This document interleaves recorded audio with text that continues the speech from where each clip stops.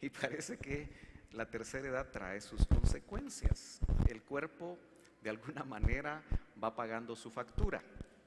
¿A cuánto les dio varicela alguna vez? ¿Sí? ¿A quiénes les dio varicela?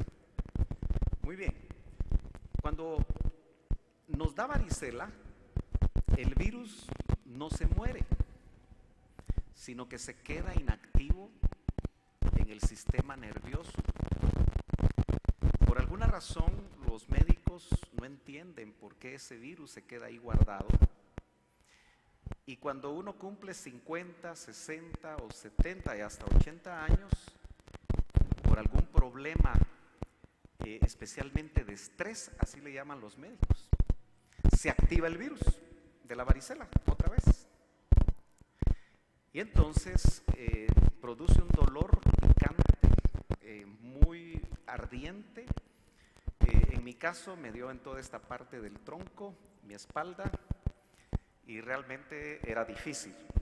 Ya pasaron 18 días y por misericordia de Dios y con algunos medicamentos que ayudan al dolor, yo me sorprendí que también 2 hermanas le dio lo mismo en mi ausencia y un hermano que también está afectado de su ojo. Y oremos porque es una situación un poquito complicada. El dolor puede quedarse hasta 3 meses. Se llama una neuralgia posherpeana. Usted sabe porque es enfermera. Yo digo que le voy a pedir que me vaya a cuidar, no, ¿verdad?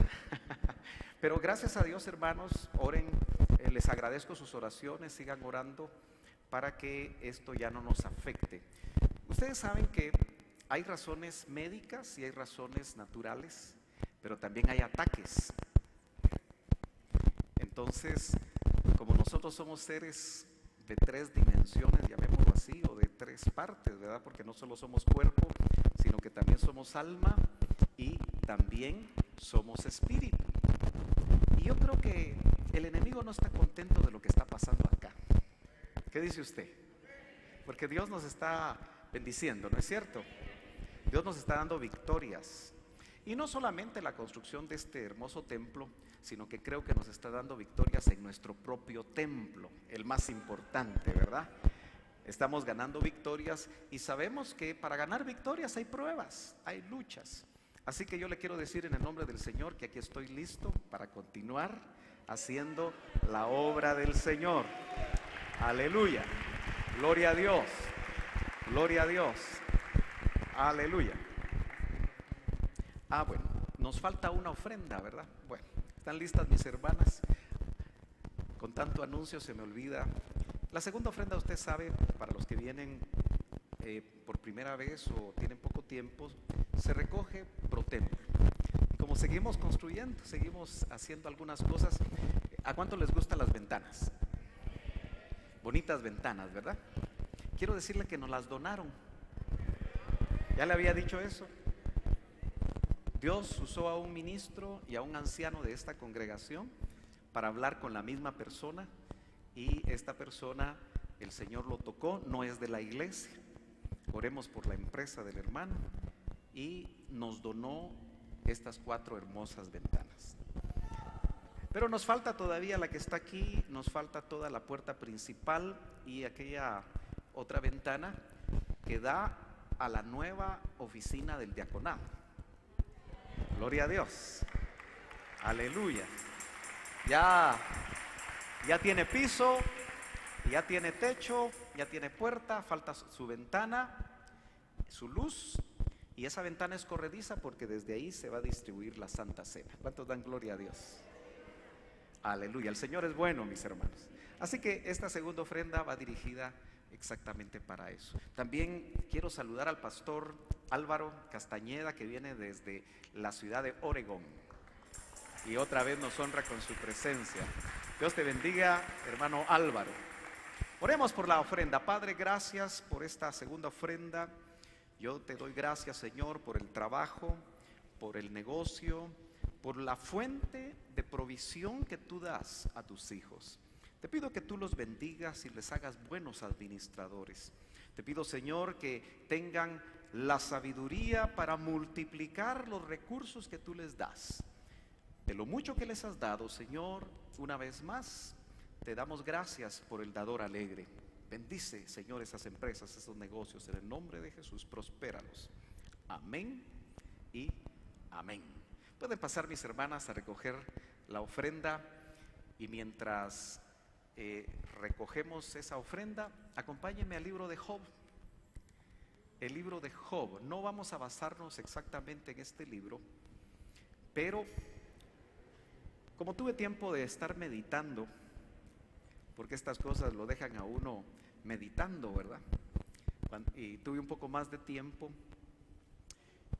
y por eso el tema de hoy es un poquito sugestivo, porque me puse a meditar que si hay virus en el cuerpo, ¿no será que hay virus en el alma?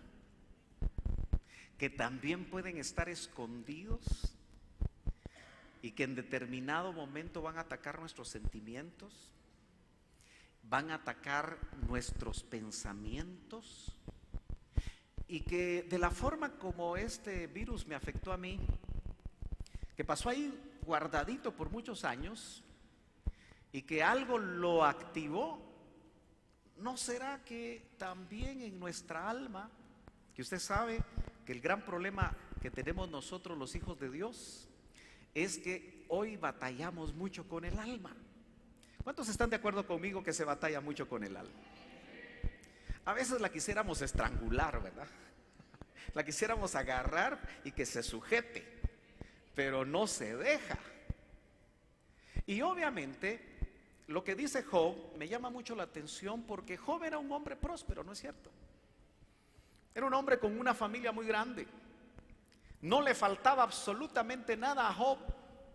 Realmente podríamos decir que Job puede ser el modelo de un hijo de Dios, porque todos entendemos que al iniciar el libro es Dios el que se siente orgulloso, podríamos decir, aunque la palabra es un poquito, tal vez se siente feliz, se siente satisfecho por la vida de Job, y hasta lo presume con el enemigo. ¿Se acuerda? Así que podríamos decir que él en la tierra podría ser un modelo, aunque sabemos que nuestro modelo siempre es el Señor Jesucristo. Ese es el mayor modelo que nosotros podemos tener. Aparentemente tenía una buena relación Job, ¿verdad? Lo único que nos hace a nosotros pensar que su relación no era lo suficientemente completa es que al final del libro él dice, después de todo el proceso que él tuvo, él dice algo muy interesante: antes de oídas te había oído. Era un tipo de relación. Ahora es otro tipo de relación. Después del proceso, mis ojos te ven. ¿Qué será mejor, oír o ver? Es mejor ver al Señor, ¿no es cierto? Así que el proceso para Job fue difícil, pero aquí está en medio del proceso, y dice Job capítulo 7 y verso 11, que lo puede leer ahí en la pantalla, pero también en su Biblia, porque es bueno que traiga su Biblia. Dice: por tanto, yo no refrenaré mi boca, hablaré en la angustia de mi espíritu, me quejaré en la amargura de mi alma.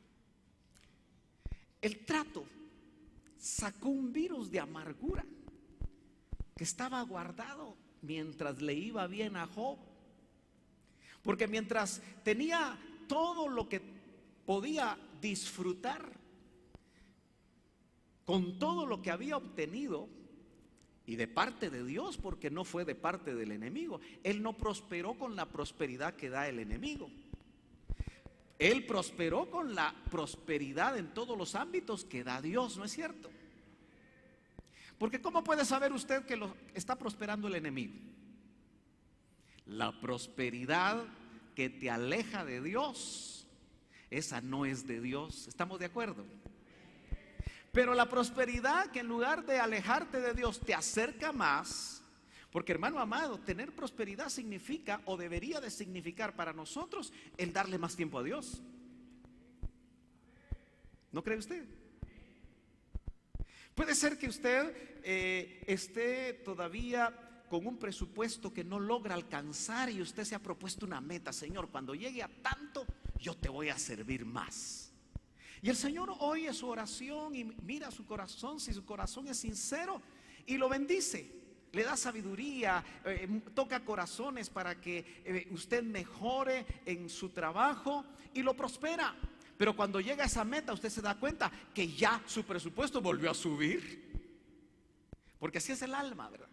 Quiere siempre más. El alma que todavía no está sujeta al espíritu siempre quiere obtener ciertas cosas que cree que le van a bendecir. Pero cuando Job empezó una prueba tan difícil, notamos que vino un virus de amargura. Y yo no sé si usted ha tenido la experiencia, hermano, de pasar situaciones en la vida cristiana. Yo conozco a muchos de ustedes que han caminado en el Señor por 30 años, 20 años. ¿Cuántos han caminado en el Señor por 30 años? Hay hermanos que han caminado 20 años. ¿Cuántos han caminado en el Señor por 20 años? Son nuevos cristianos todos aquí. 15 años. Los que no levantan la mano como que son recién convertidos. 10 años. Pues parece que los demás no son convertidos, ¿verdad? Porque no levantan la mano. No creo que todos tengan aquí 5 años. ¿Quiénes tienen 5 años de conocer al Señor? Bueno, muchos no levantaron la mano, así que vamos a hacer campaña evangelística. Aleluya, gloria a Dios. Pero hermanos amados, ¿no es cierto que hay experiencias difíciles donde puede haber un poquito de amargura en nosotros? ¿Conoce usted cristianos amargados? ¿Sí los conoce? Bueno, no voy a preguntar si los conoce aquí, porque la cosa se va a poner complicada, ¿verdad? Pero a veces hay hermanos con amarguras, porque no entienden la razón de la situación o el proceso que están viviendo. Entonces Job dijo: me quejaré. La gente amargada se queja. Si llueve, porque está lloviendo. Si hay calor, porque hay calor. Ahora usted no se puede quejar aquí de que en la carpa hay calor, porque la carpa está ahí. Ahí está guardadita, ya la vamos a usar. Pero de repente usted dice: ay, ahora en Betel como hay de frío. Pues solo tráigase su bonito abrigo ahí caliente, su gorrita, para que no tenga problemas con el frío. Pero a veces nos pasa eso, ¿verdad? No estamos contentos con nada. Ya somos hijos de Dios, lavados por la sangre del Señor, pero a veces hay virus en el alma que afecta los sentimientos. Porque ¿qué hay en el alma? Sentimientos. Y si nosotros pudiéramos hoy enumerar los sentimientos, es una gran lista de sentimientos, ¿verdad? Aquel que hace teatro sabe que lo primero que le enseñan en los teatros, para el que va a hacer teatro, es a ver si tiene características histriónicas que le permitan mostrar toda clase de sentimientos.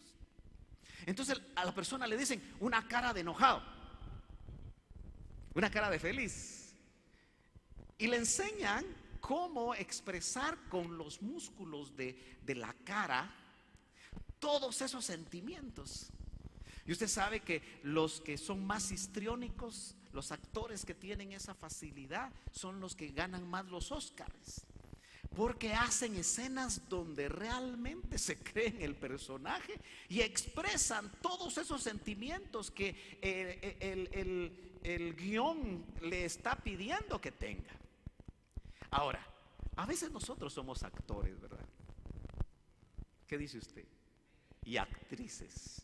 Ponemos una cara de alegría en la iglesia, pero estamos llorando por dentro.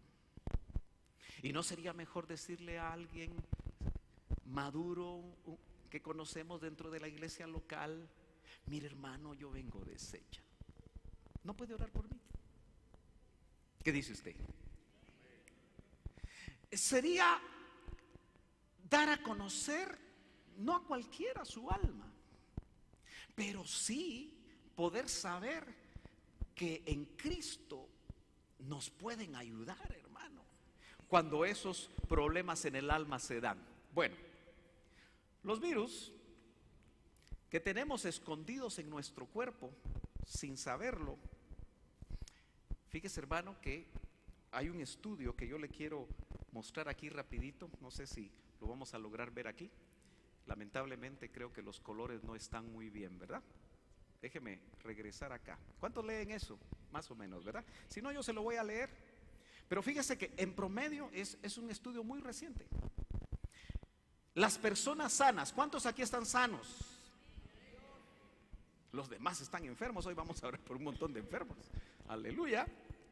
Las personas sanas albergan, dice el estudio, unos 5 tipos de virus en sus cuerpos. Así que usted tiene 5 por lo menos tipos de virus. Según las investigaciones de la Escuela Universitaria de Medicina de Washington en San Luis, Estados Unidos. Es un estudio reciente. Ahora, fíjese que esto tal vez no lo va a poder leer porque lamentablemente nos salió mal aquí los colores, pero yo se lo voy a leer. Fíjese que dice: virus, un muerto viviente. Los médicos y los investigadores de la medicina tienen una gran duda acerca de si un virus es un organismo viviente o no, porque las características de los virus son muy raras. Usted sabe que dice el virus solo está activo, dice, al contactar con nuestras células. Si el virus no logra hacer contacto con nuestras células, no se puede reproducir y no puede hacer el daño que usted sabe que nos hace. Por ejemplo, un resfriado es provocado por virus y tienen la capacidad de mutar. Por eso es muy importante cuando usted está enfermo y le mandan 10 días de antibiótico, tome los 10 días de antibiótico, porque si toma 5 porque ya se siente bien, ese virus que usted tiene va a mutar y la próxima vez ese medicamento no le va a hacer efecto. Ay, hermano, yo no tomo medicamentos porque creo que el Señor me va a sanar. No siempre el Señor nos sana sobrenaturalmente, hermanos. Y ha permitido que la medicina se desarrolle. ¿Cuántos dicen amén? Muy bien, y hasta que lo hace, es decir, entra en contacto con el virus, permanece en un ambiente inerte, o sea que los virus están escondidos. Ahora, ¿cómo aplicamos eso en el alma? ¿Cuántos creen que hay virus escondidos en lo profundo de su alma que le pueden afectar en cualquier momento? ¿A usted le ha pasado que a veces le llega una ira que no puede controlar?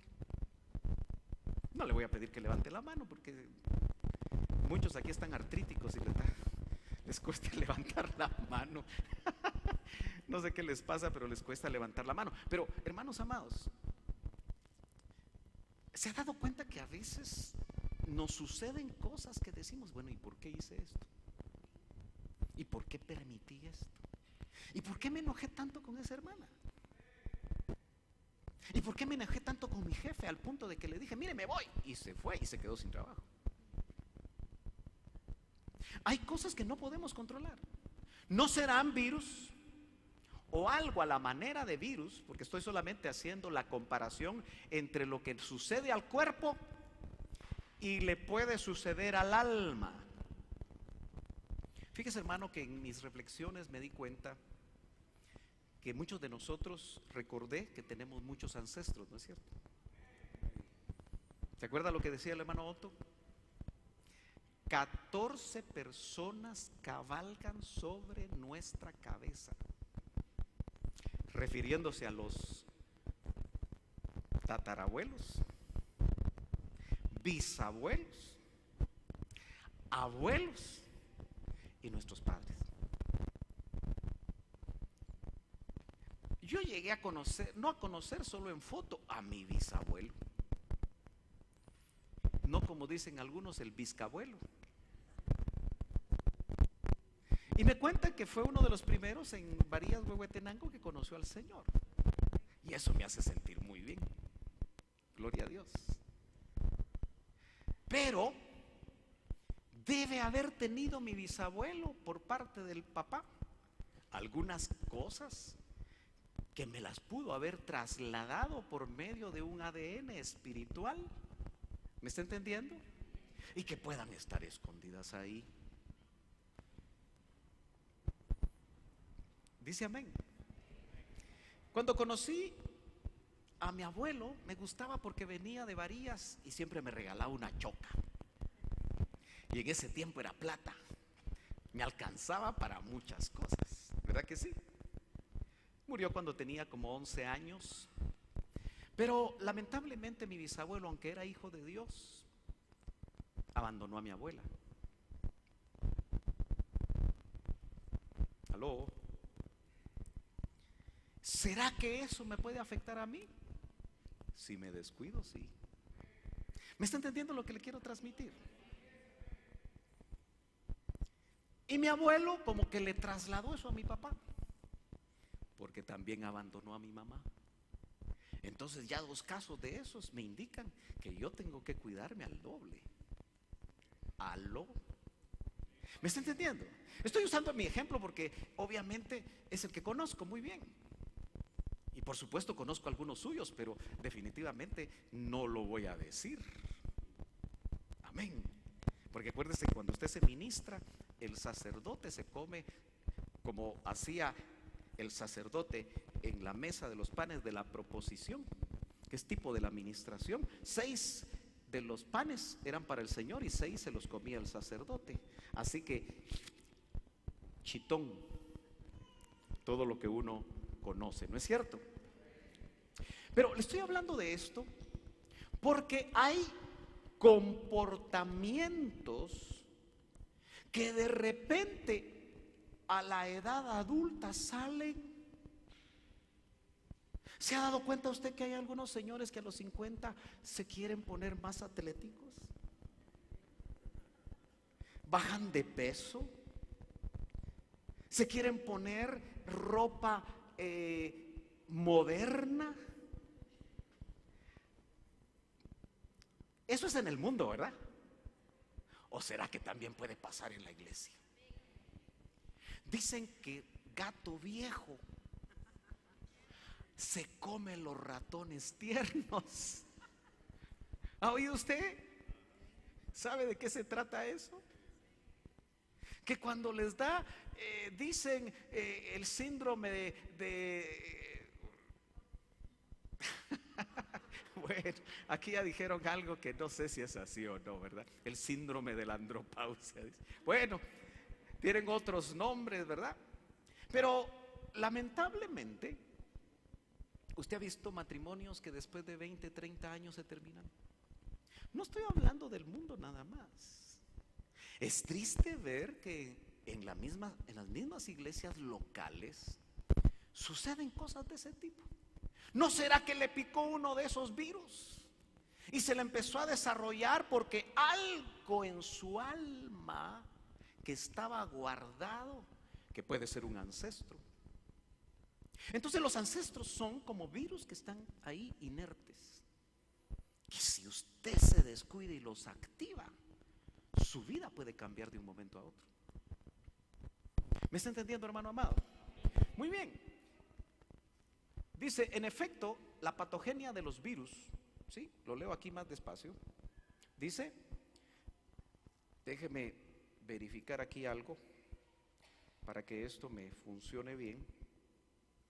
Lo voy a leer desde acá. Dice, la patogenia de los virus, lo que notamos cuando lo sufrimos, eso se llama patogenia. O sea, yo sí lo sufrí bastante.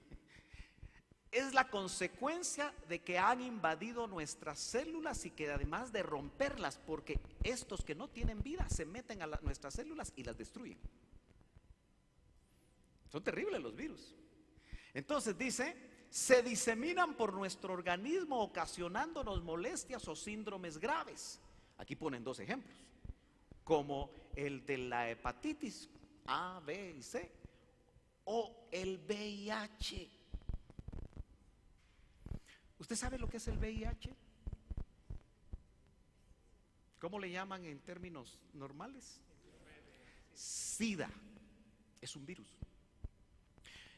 ¿Y usted se ha dado cuenta que las personas no mueren de SIDA? Porque el SIDA no mata. Aquí tengo una estudiante de medicina, gracias a Dios. Porque el doctor, y aquí hay otro médico, aquí hay 2 médicos, ¿verdad? Así que yo no sé si se están riendo de lo que yo estoy diciendo, ¿verdad? Porque ustedes deberían de enseñarlo mejor. Pero estoy haciendo el intento. Pero lo cierto es que el virus del SIDA lo que hace es que destruye todo tu sistema inmunológico. Es decir, en palabras sencillas, tus defensas en el cuerpo. Así que te puedes morir de una neumonía, te puedes morir de un catarro mal cuidado, te puedes morir de cualquier cosa porque no hay un muro de defensa allá en tu cuerpo. Así actúa ese virus tremendo. ¿Será que hay algo que también destruye el sistema inmunológico del alma? ¿Será que hay cristianos que están viviendo un SIDA en el alma? Y que una mala mirada les afecta. Con una mala mirada se sienten mal. Con algo que les diga el esposo son hipersensibles. Y dice, no, me voy con mi mamá, dice. ¿Me estoy dando a entender? Son hipersensibles en sus sentimientos. Cualquier cosa los enoja. ¿Me estoy dando a entender? Porque no hay un sistema inmunológico. Ahora, yo quiero hacerle ver a usted, mi hermano, que realmente nosotros podemos, sin darnos cuenta, estar sufriendo los efectos de un virus en el alma, sin estar completamente seguros de lo que el Señor hizo en la cruz del Calvario, donde su sacrificio no solamente salvó nuestros espíritus, sino que también nuestras almas y finalmente nuestro cuerpo, porque lo va a glorificar. Entonces el Señor Jesucristo pagó el precio para que nosotros realmente podamos ser sanos en esas tres áreas. Déjeme ver cómo se ve ahora. Esto llamó mi atención y me hice la siguiente pregunta: ¿podrán haber virus en nuestra alma que permanecen inertes hasta que algo los activa? Ya dijimos que sí, ¿verdad? Muy bien. Por eso vuelvo a leer el pasaje y solamente leamos la frase que está en rojo. Me quejaré en la amargura de mi alma. Usted podrá en este momento ser lo suficientemente sincero con usted mismo para poner ahí: me quejaré por esto y esto que hay en mi alma. ¿Se animará usted a poner algo ahí sin que nadie lo sepa, solo usted y el Señor? Me quejaré en la ira de mi alma, podría ser. Me quejaré en la tristeza de mi alma. Me quejaré por la soledad en la que vivo. Me quejaré, agréguele usted ahí algo. Me quejaré en la insatisfacción de mi alma. Porque mire, hermano amado, usted sabe que hemos estado hablando de la religiosidad. Y obviamente debe haber un virus de la religiosidad en nuestras almas. Ya no hay ningún católico aquí. ¿Aló? Pregunto. Porque si vino y todavía no ha conocido al Señor, bienvenido. Lo amamos en el nombre del Señor. ¿Verdad que sí? Porque amamos con el amor del Señor a todos aquellos que son criaturas de Él, pero todavía no son hijos. Pero ¿cuántos de nosotros tuvimos? Es que hay una palabra un poquito fuerte, por eso pregunté. Y la voy a decir no para ofender a nadie. ¿Estamos de acuerdo? Pero hay una palabra entre nosotros que trata de definir a un católico bien metido y le dicen cachureco. Los jóvenes no entienden esa palabra, pero los adultos sí, ¿verdad? ¿Quién es un cachureco? Uno que está bien metido, un religioso bien metido, que hace todo lo que se hace en esa religión. Bueno, deben haber cachurecos evangélicos. ¿Aló? que solo se acostumbraron a hacer lo que se hace en la religión evangélica,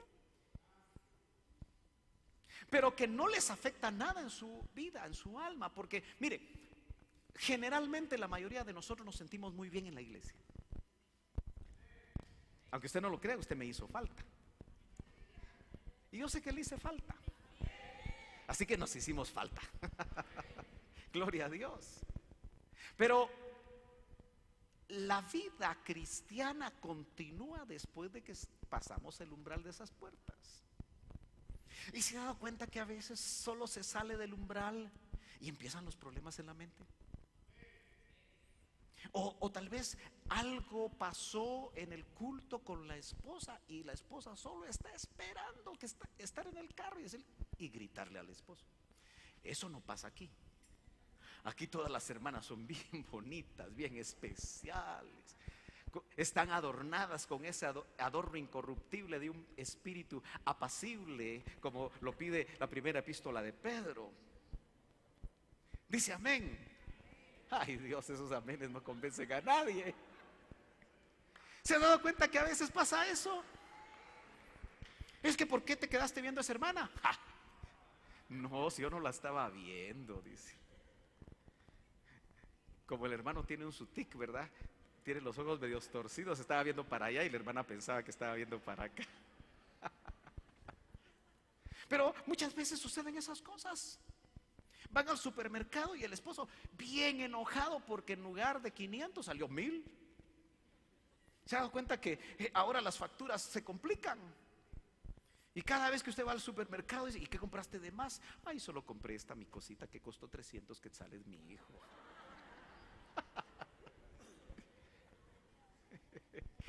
Y el otro se pone iracundo porque lamentablemente hay cosas en el alma ahí complicadas que todavía no se han arreglado. ¿Cuántos dicen amén? Mire, Job seguía diciendo cosas muy fuertes.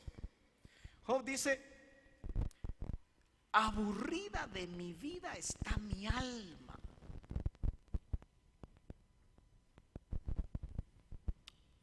¿Cuántos saben que las enfermedades, cuando aparecen una tras otra y una tras otra y una tras otra, aburren a la persona, la molestan?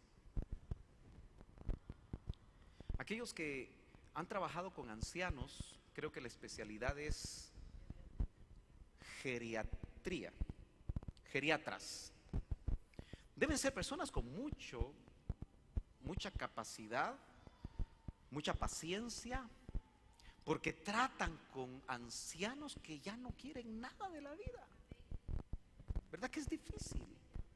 Están aburridos y lo primero que dicen es: mejor me muriera.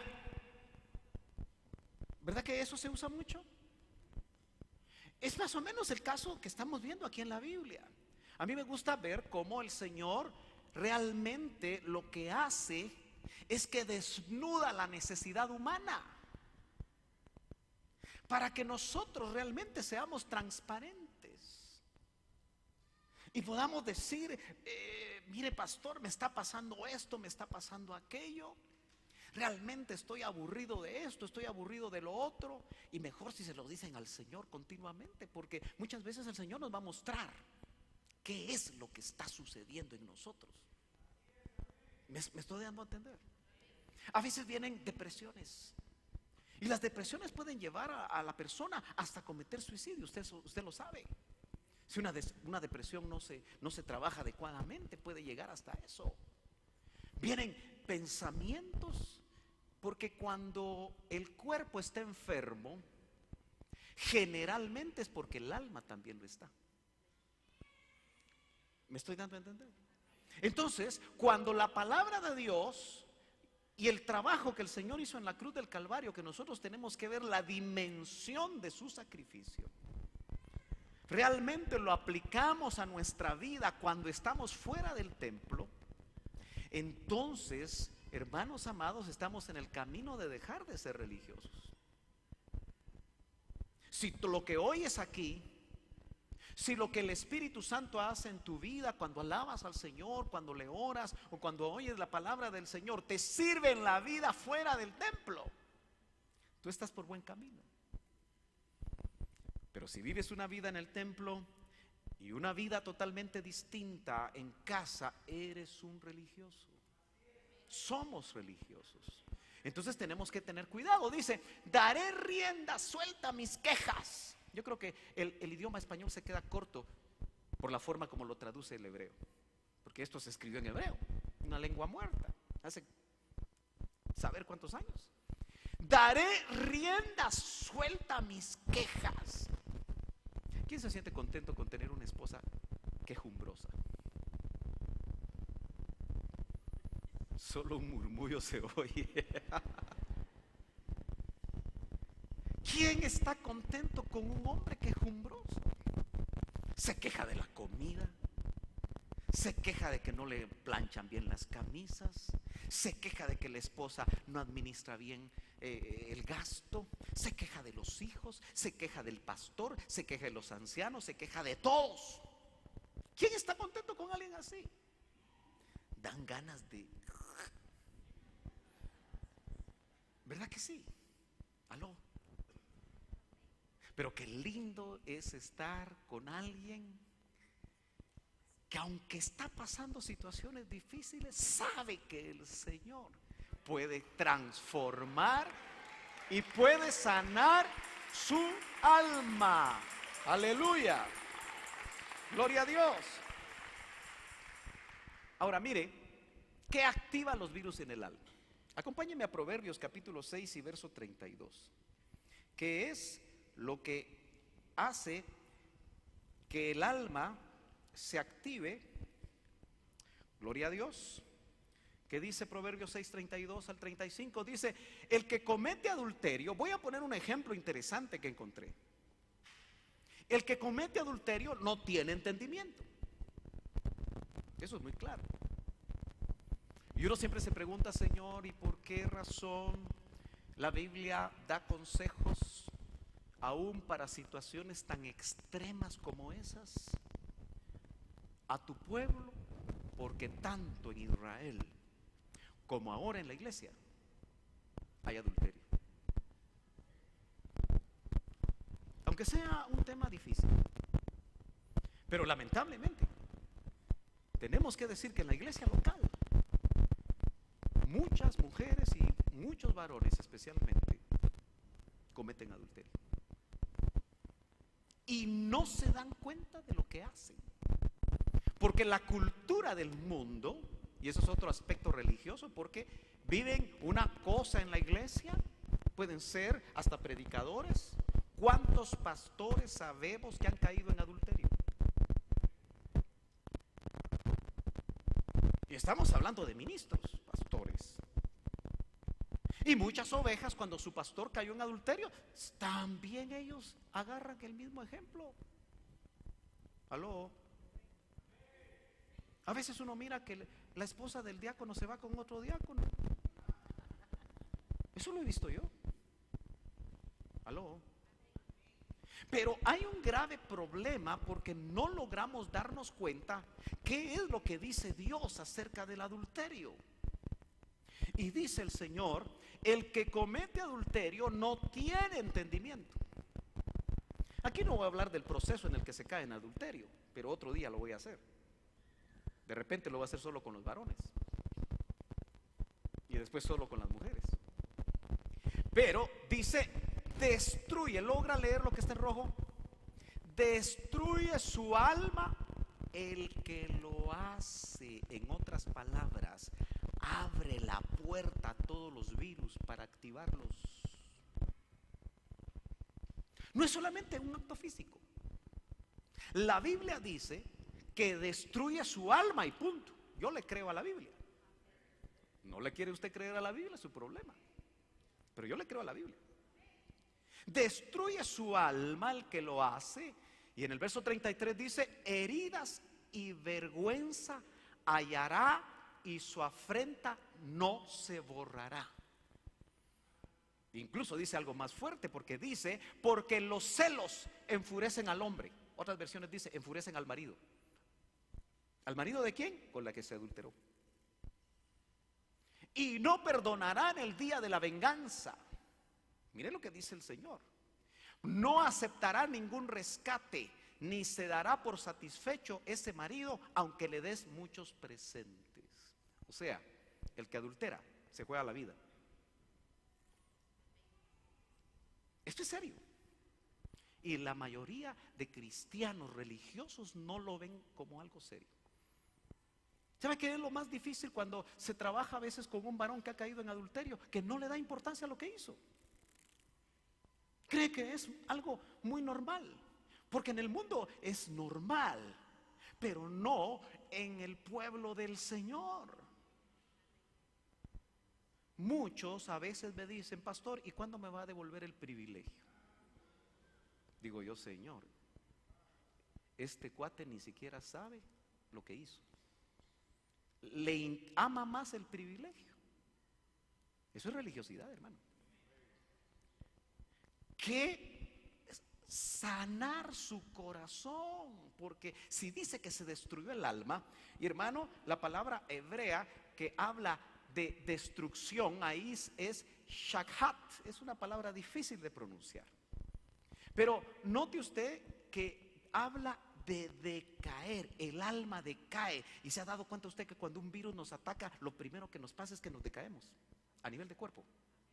Y la palabra habla de decaer. El que comete adulterio decae su alma. En otras palabras, se enferma. Y necesita urgentemente a los médicos del alma. No funcionan ahí los médicos del cuerpo por muchos estudios que tengan. Tiene que ser un trabajo de un médico de almas. Y el médico de almas por excelencia es el Señor. Pero no vayas a caer en el error de decir: sí, es que yo solo se lo cuento todo al Señor. Porque si tú no te restauras, vas a volver a caer en lo mismo. Porque en tu cuerpo se va a establecer lo que el apóstol Pablo habla: las leyes de los miembros que se están prestando al pecado. ¿Ha leído usted que el apóstol Pablo habla de la ley en los miembros? Eso es un tema aparte que no vamos a tocar hoy. En otras palabras, el cuerpo te pide. El cuerpo te pide. El cuerpo te pide. ¿Me estoy dando a entender? Es un apetito que se abrió. Es una puerta que se abrió. Y que hay que cuidar de una manera muy cuidadosa, muy importante. Ahora, mire usted las acepciones de esa palabra: arruinar el alma, corromperla, dañarla, depravar, desperdiciar, destrozar, devastar, estropear, herir, merodear, quebrantar, ruina y violar. El que comete adulterio, y yo voy a agregar una cosa: el que tiene relaciones antes del matrimonio, que la Biblia le llama, ¿cómo le llama la Biblia? Fornicación, que viene de la palabra griega porneia. Hermano amado, hoy hay muchos jóvenes con el virus de la pornografía y lamentablemente muchos adultos. Estos son tiempos de hablar claro. No me puedo yo callar ante el ataque viral, porque los virus, una vez agarran las células, se multiplican. Imagínese usted, ese virus que a mí me atacó mis nervios, porque se aloja en los nervios de la piel, al punto que ni siquiera una sábana, si me roza, la puedo aguantar. Ahora veamos en el alma cómo hay situaciones, un adulterio, una fornicación y cualquier clase de pecado que permitimos en nuestra vida, creyendo y a veces autojustificándonos. Es que todo el mundo lo hace. Disculpe, hermano, pero si todo el mundo lo hace, usted va a ser diferente si ya nació de nuevo. Por eso aquí no cabe, señoritas amadas, La famosa prueba del amor es que si me amas, me vas a mostrar que me amas. Mire, si usted ya tiene anillo, es más peligroso ese tiempo. Porque entonces, como ya el varón dio el anillo, si es liberal, le dice, bueno, y no nos vamos a casar, pues. ¿Me estoy dando a entender, hermanos amados? No se puede pecar sin que haya consecuencias. Y no solamente consecuencias a nivel de cuerpo, porque lamentablemente hasta que no vayas al altar se puede romper la relación. Y ojo, aquellos que fornican antes de casarse generalmente dañaron sus almas. Y muchos de ellos no se pidieron perdón, no entraron en un proceso de restauración. Y eso es una pésima base para poder levantar su matrimonio.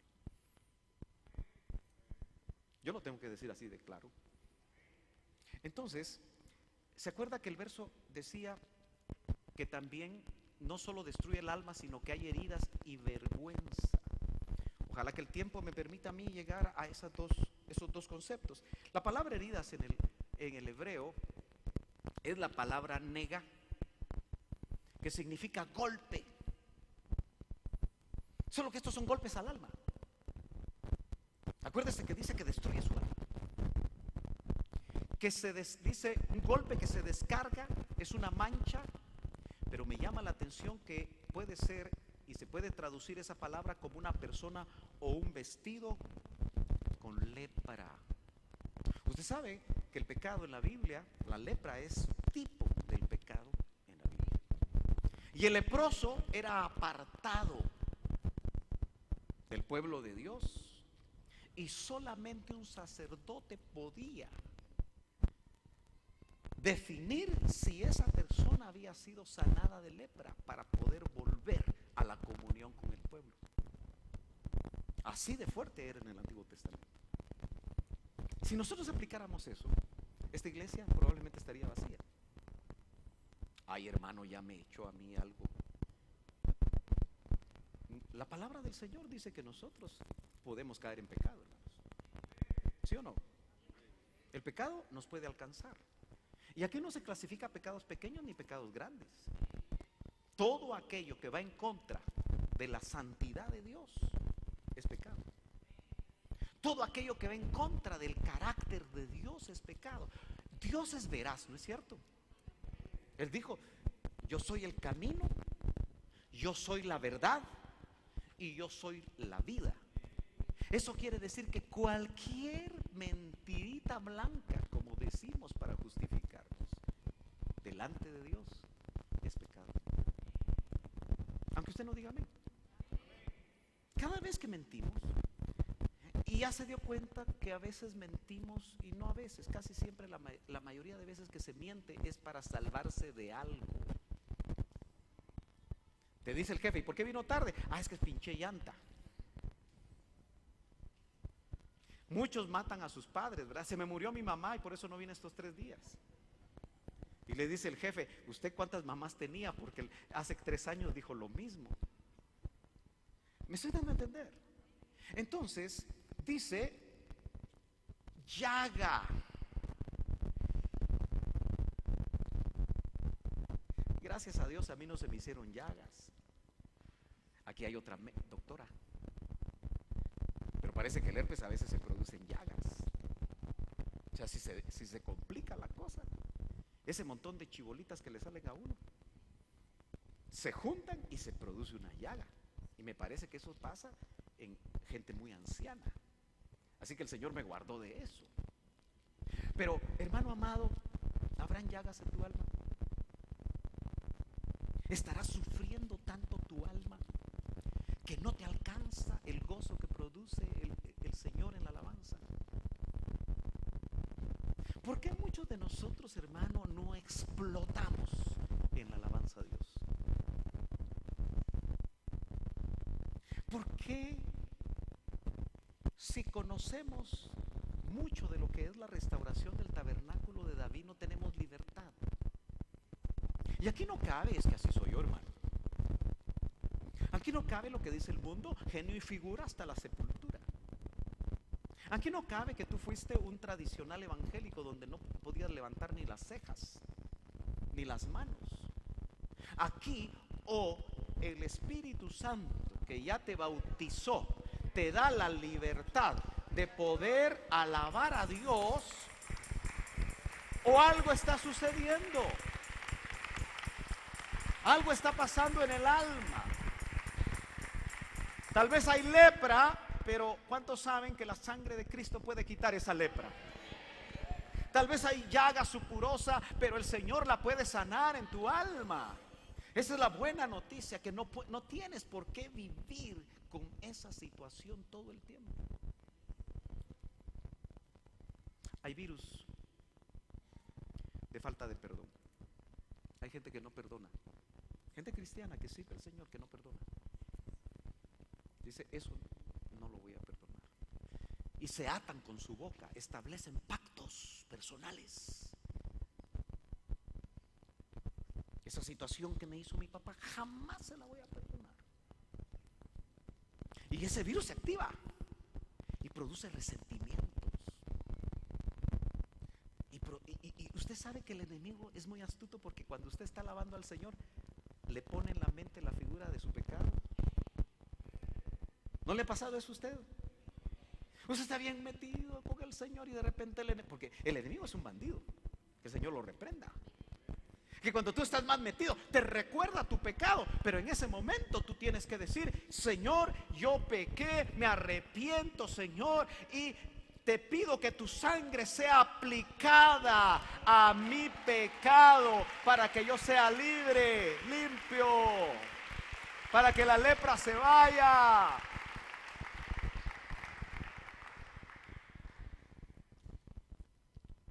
¿Cuántos creen que la sangre de Cristo todavía está viva? Fue presentada en el tabernáculo no hecho de manos, y por eso sigue limpiando nuestros pecados. Pero espera que nosotros nos arrepintamos. Dice, el que ha pecado, abogado, y eso es gratis. Abogado tenemos para con el Padre, a Jesucristo, el justo. No cobra, porque siempre hay uno que nos está demandando, que actúa como fiscal, y es el diablo. Que el Señor lo reprenda, porque así estaba atacando a Job. Es que Job no te hace sacrificios, no tiene una buena relación contigo y no hace todo lo que hace. De balde, le dijo el fiscal. Es que tú tienes un cerco que lo proteges. Qué lindo saber que tenemos un cerco, ¿verdad? Pero lamentablemente a veces nosotros, hermanos, aportillamos el vallado. A veces dejamos espacios en nuestro proceder pequeñitos, y dice que las pequeñas zorras echan a perder los grandes viñedos. Destrucción del alma, heridas que ya vimos cómo se amplifica, y vergüenza. Fíjese que aunque hay muchas palabras en el hebreo y aún en el griego que traducen vergüenza, y no tenemos tiempo para verlas todas y cómo se aplican, me interesa la que apareció en ese pasaje bíblico, que es hebreo, calón. Se puede traducir desgracia. Las pudendas habla de desnudez. Afrenta, avergonzar, deshonra, deshonrar, ignominia, vergüenza. Ahora, aquí no hablamos de aquellas personas que les dan un micrófono y que tienen vergüenza. Nosotros también, de una manera coloquial, decimos que la persona que no tiene facilidad de palabra tiene vergüenza. ¿Es cierto? ¿Y él por qué no viene? Es que le da vergüenza, ¿verdad que así decimos? No se refiere nada más a eso. Es mucho más profundo, y en estos minutos que me quedan vamos a tratar de ver qué es la vergüenza. Es algo que está escondido en nosotros como un virus que se activa de repente. La vergüenza es una maldición. También nos damos cuenta que Hebreos capítulo 2 y verso 6 nos dice realmente lo que Dios ha esperado para nosotros. Dice, pero uno ha testificado en cierto lugar diciendo, ¿qué es el hombre para que de él te acuerdes? ¿O el hijo del hombre para que te intereses en él? Le has hecho un poco menor que los ángeles, le has coronado de gloria y de honor, y le has puesto sobre la sobra de tus manos. Todo lo ha sujetado bajo sus pies. Miren qué propósito más maravilloso para nosotros. Porque al sujetarlo todo a él, no dejó nada que no le sea sujeto. Pero ahora no vemos aún todas las cosas sujetas a él. Lamentablemente este propósito se detuvo por el pecado que entró al hombre. Nuestro pecado, hermanos amados, lo que permitimos en nuestra vida que no le agrada a Dios, limita el plan de Dios para nosotros. Usted tiene que saberlo.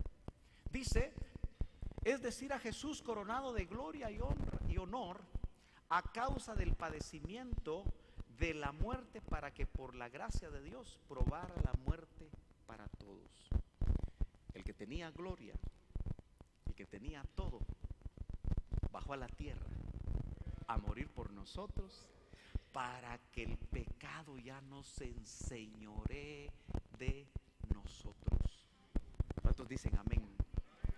Bueno, definamos un poquito más lo que es la vergüenza. Es el sentimiento que nos dice, yo soy algo malo.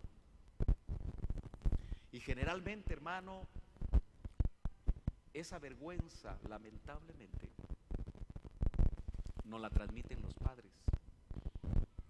Porque los padres que han recibido vergüenza, imparten vergüenza a sus hijos. ¿Cómo es que realmente se va activando esto? Cuando nos corrigen inadecuadamente los padres. ¿Quién fue corregido inadecuadamente en su niñez?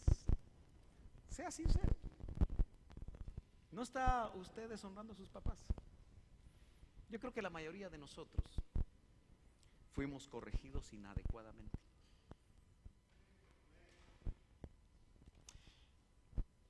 La vergüenza lo que hace es como el SIDA.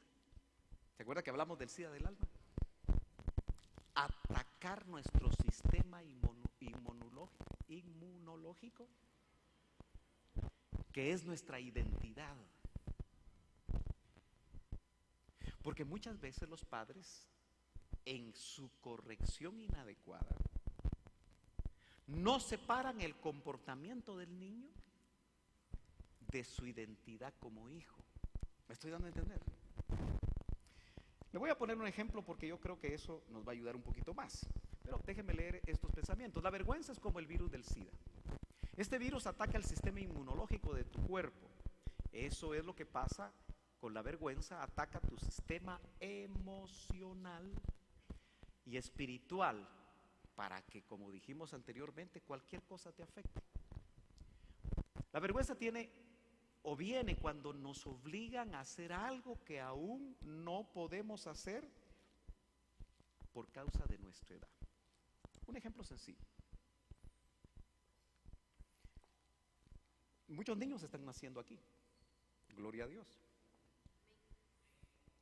El área de sala cuna se está llenando.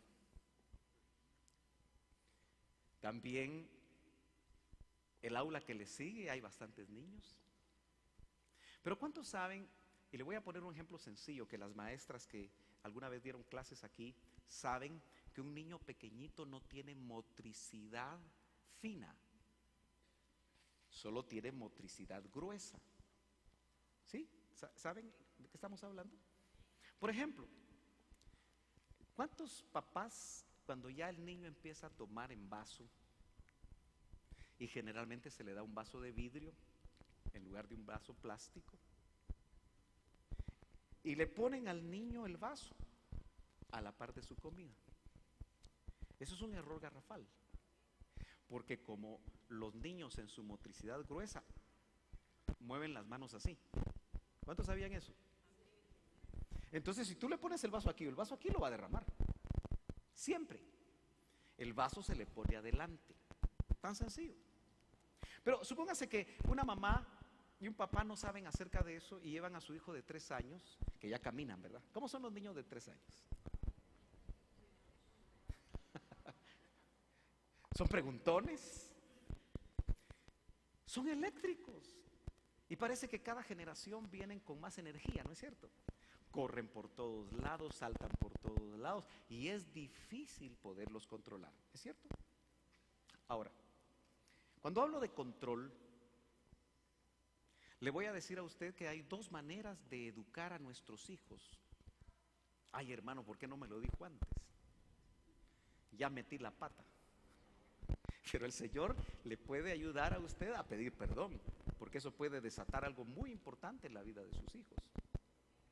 Pero el control es la manera como el diablo disciplina. Controlar.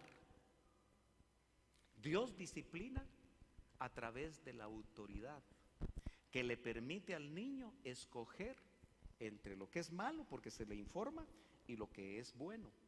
Y él, aunque sea pequeño, toma la decisión. Porque al final, eso es lo que en la vida nos va a servir. ¿Por qué Dios hace eso? Porque Dios le dijo a Israel, a todo un pueblo, le dijo: mira, Israel, delante de ti está el monte de la bendición y el monte de la maldición. Escoge tú. ¿Me estoy dando a entender?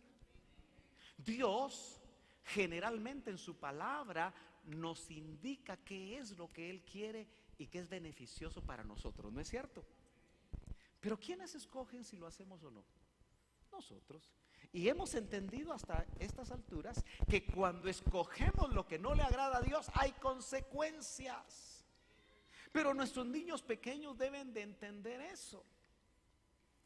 Esa pareja lleva a su niño pequeño a visitar una familia que tiene muchos adornos de China caros. ¿Cómo se llaman esos adornos? Marca Yadro. ¿Cuánto vale una cosita de Yadro? ¿Quién tiene alguna de esas de Yadro? Valen como $300 algunas, ¿verdad? ¿Sí? Y esa familia le gusta, como ya no tiene hijos, le gusta ponerlos a la mano. E invitó a esta pareja que tiene un nenito de 3 años. ¿Qué cree que va a pasar?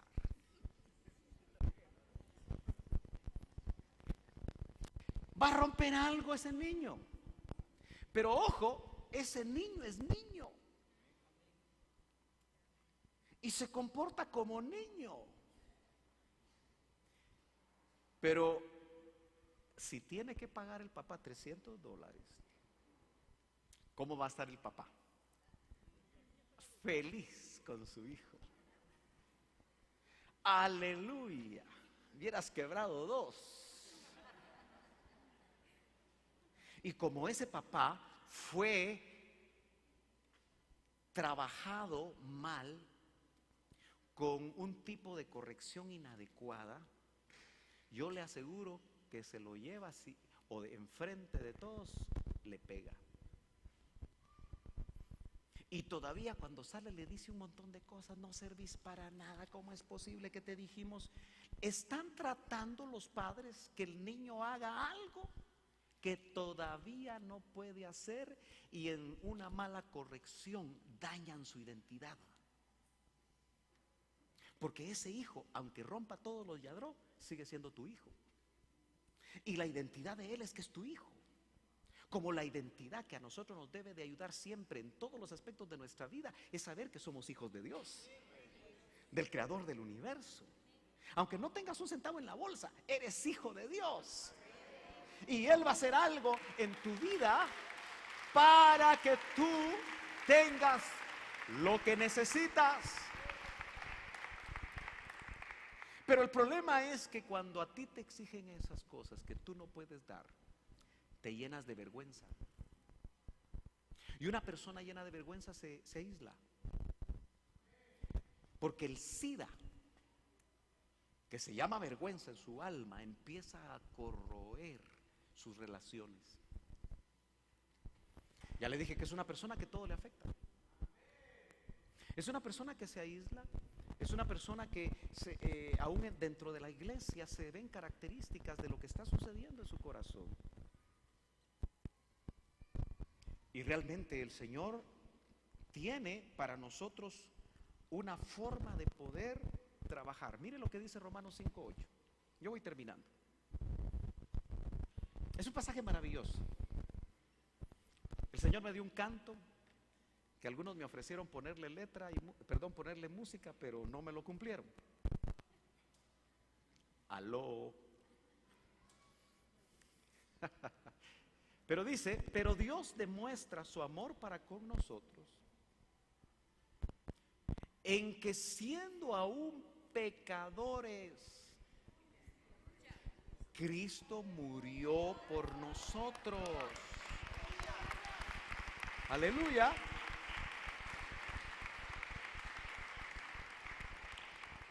En este pasaje vemos algo tremendo. Cuando usted y yo éramos pecadores, Cristo murió por nosotros. Quiere decir que Él sabe cómo corregir. Porque la corrección del pecado sabía que el hombre no la podía hacer por sí mismo. Y entonces, en lugar de destruir, porque la paga del pecado es muerte, envió a su Hijo para que muriera por nosotros. En otras palabras, el Señor lo que hizo fue que separó nuestra identidad de nuestro comportamiento, porque aun cuando nosotros éramos pecadores, que era nuestro comportamiento, Cristo murió por nosotros con un amor incondicional.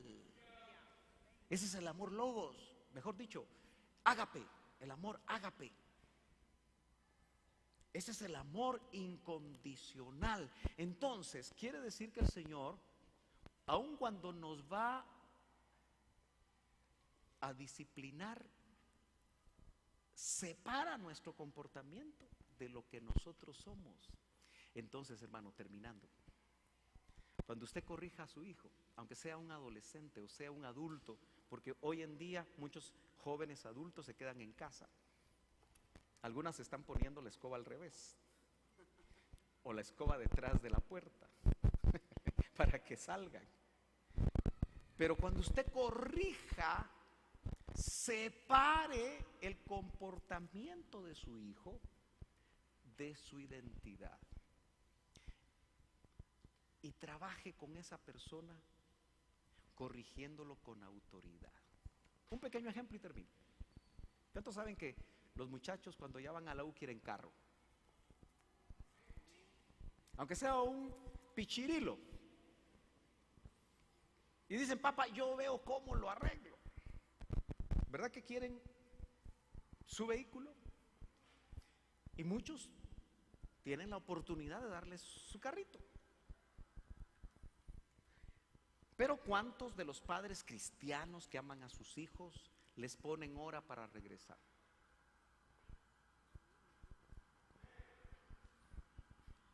Yo he sabido de padres que no les ponen hora y se han arrepentido después. Pero si usted le pone una hora, pensemos 10 de la noche, 11 de la noche, no sé, y el joven empieza a llegar a las 12, y usted le dice esto y el otro y lo quiere corregir y él, ya eso es un hombrón, ya no se deja. ¿Cómo sería un ejemplo para corregirlo con autoridad? Mira, fulanito de tal, el carro es un privilegio, porque el carro es un privilegio para un hijo, ¿cierto? Especialmente si él no trabajó para él, es un privilegio. Si tú rebasas la hora que yo te dije que regresaras, a menos que sea por fuerza, algo de totalmente fuera de foco, ¿no? Algo que se complicó. Pero si tú te pasas de esa hora, van a haber consecuencias, hijo o hija. Generalmente no hacen caso. Pero como el carro es un privilegio, usted le puede dejar en trozos el carro y le quita las llantas. La consecuencia fue que por no hacer caso, la forma de educarlo y de disciplinarlo es que por un tiempo no va a tener carro. Ahora, ¿nota usted que ahí no tuvo que pelear con el hijo? Y muchas veces cuando uno está enojado, ¿qué es lo primero que le dice a los hijos? Por ejemplo, y ahora sí termino. Las modas hacen que las jovencitas muchas veces anden vestidas de una manera sensual. ¿Cierto o no cierto? Y son jovencitas cristianas, pero les gusta vestirse a la moda. Y la moda nunca está manejada por cristianos. Casi siempre está manejada por personas que incluso no saben si son hombres o son mujeres. ¿Es cierto o no es cierto? Entonces, la jovencita no hace caso. Y a veces un papá que ya está viendo cómo miran a su hija, porque ya sobrepasó cierta edad y ya las curvas se formaron muy bien, y entonces los hombres la miran con lascivia. Y qué feo es para un padre ver que a su hija la están viendo los hombres, aún en la iglesia, con lascivia y con concupiscencia. Se enoja el papá y le dice: mira, de prostituta vas a parar. Es un ataque a su identidad. Porque su hija, aunque se esté vistiendo como se está vistiendo, sigue siendo su hija. Y atacó directamente a su identidad, y lo que mete es vergüenza muy profundamente en el corazón de su hija. ¿Cuántos papás le dijeron a un hijo: no sirves para nada, todo lo que haces te sale mal? Esas son maldiciones que atacan directamente la identidad del hijo y van a meter sida en el alma. Y entonces el hijo va a creer que él es algo malo. No es lo mismo que yo hice algo malo a que yo soy algo malo. Porque cuando yo llego a entender y creer que yo soy algo malo, mi vida puede cambiar de una manera tan rotunda al punto de incluso hasta suicidarme. Porque mi identidad fue dañada. Que el virus de la vergüenza sea sacado a luz, como dice la palabra. Segunda de Corintios capítulo 4 dice, verso 1: por lo cual, teniendo nosotros, dice el apóstol Pablo, esta administración, según la misericordia que hemos alcanzado, no desmayamos. Ese es el trabajo ministerial. Antes, verso 2, quitamos los escondrijos de vergüenza. Hay escondrijos de vergüenza en nuestras almas que a través de la administración debemos nosotros sacar. Pero hermano amado, se lo repito una y otra vez, quiero verlo en mi oficina. ¿Se da cuenta que no hay amenes? Algunos de ustedes quizás han sido pastoreados por mí más de 15 años, porque me conocen desde hace rato. Algunos llevan 20 años de ser pastoreados por mí. Pero si no se ministran, no van a avanzar. Si no permiten que haya una exposición de los escondrijos de su alma, van a seguir religiosos. ¿Me estoy dando a entender, hermanos amados? Si sigue usted justificando el pecado de su esposo, si sigue justificando el pecado de su esposa, si sigue justificando el pecado de sus hijos, no va a avanzar. Aquí, hermano, tenemos que dejar de lado el qué dirán y confiar que cuando abrimos nuestro corazón, eso no va a salir. Y yo siempre le he dicho esto, hermano, porque es una trampa. Mire, hay gente que viene a ministrarse y se le pincha la llanta. Ese es el diablo. O se enferma, o se enferman sus hijos, porque el enemigo no quiere que sea sanada la persona. Y la palabra de Dios dice: antes quitamos los escondrijos de vergüenza, no andando con astucia. Note que está hablando de un trabajo ministerial, ni adulterando la palabra de Dios, sino por manifestación de la verdad, encomendándonos a nosotros mismos a toda conciencia humana delante de Dios. Si usted no expone su alma, si esos escondrijos donde hay vergüenza no salen, no se exponen delante de Dios y delante de un ministro que pueda ayudarle. Acuérdese, aquellos, ¿cuántos leprosos? 7. 7 leprosos eran. 10 leprosos. Ok, fueron sanos por el Señor. Pero de los 10, ¿cuántos volvieron al sacerdote? Solo uno. ¿Por qué volvió al sacerdote? Porque en el antiguo pacto era el sacerdote, el ministro, el que tenía que darle el salvoconducto que estaba sano. Eso quiere decir, hermanos amados, que si se expone un virus en el alma, nosotros tenemos que esperar que el proceso de sanidad sea completo. ¿Cuántos dicen amén? Yo no sé qué virus tiene usted.